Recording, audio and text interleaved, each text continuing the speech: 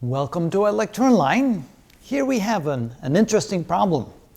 We suspended an object with mass m, but that's kind of not relevant because we suspend it from a spring and allow it to come down to its equilibrium point. We then put charge on the object, and the charge is equal to 0.8 microcoulombs. Also, the spring has a spring constant of 49.3 newtons per meter. Now the question is, where should we put a second charge below the first charge here that has a value or a charge of minus 0.6 microcoulombs? Where should we put it in such a way that this charge will get pulled down 3.5 centimeters? Okay, so how do we do that? Where do we start? Well, if we take a look at the second picture, two things are happening. One, the spring is pulling up on this charge because we're pulling the object here past the equilibrium point, and secondly, the charge here is being pulled down due to the presence of this charge. So this will then come to rest at some point when the two forces are equal to one another. So let's draw those two forces. So I have a force pulling up, and that force is due to the spring, which is equal to k times x, x being the distance of elongation of the spring. At the same time, we have a force pulling the charge down, and that would be the Coulomb force, which would be equal to k times q1 q2 divided by the distance between them squared. I'm going to call that r squared because this distance here can now be considered r. Notice that the distance here is equal to r plus x. It will be the two together.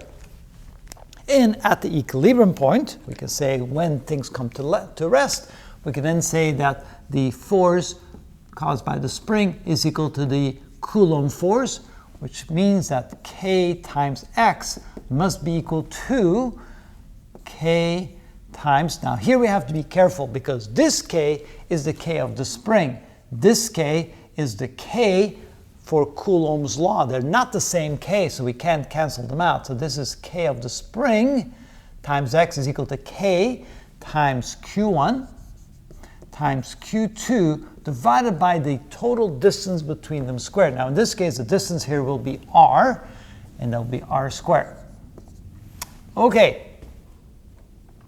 Next, what we do is we can replace r in terms of d and x, because we're not looking for r, we're looking for d. However, maybe it might be better just to leave it as r, and then of course later on we can say that d is equal to r plus x. So maybe to keep it easier, let's just solve for r, and then we'll find d later. That might be better. Okay, which means that we need to solve this equation for r. So we have r squared is equal to k q1 q2 divided by the spring constant times x.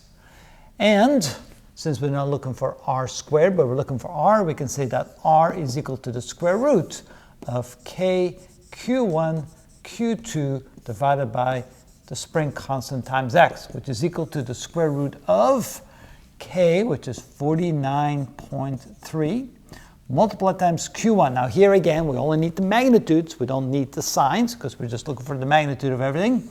So q1 will be 0.8 times 10 to the minus 6. q2 would be 0.6 times 10 to the minus 6. All divided by, well, let's see here. I just realized I got the wrong k up there. I don't need 49.3, that needs to go in the bottom. This needs to be 9 times 10 to the 9th. So we got to be very careful about the k's. And here k of the spring, that is 49.3, and x would be the distance of 0.035 meters. All right, now we're ready to figure out what that is equal to.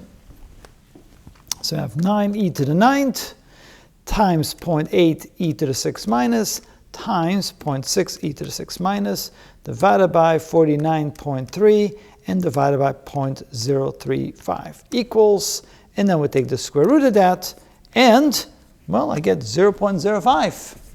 So r is equal to 0.05, and of course that would be meters. So therefore, d, which is equal to r plus x, which is equal to 5 centimeters, plus 3.5 centimeters, which is equal to 8.5 centimeters.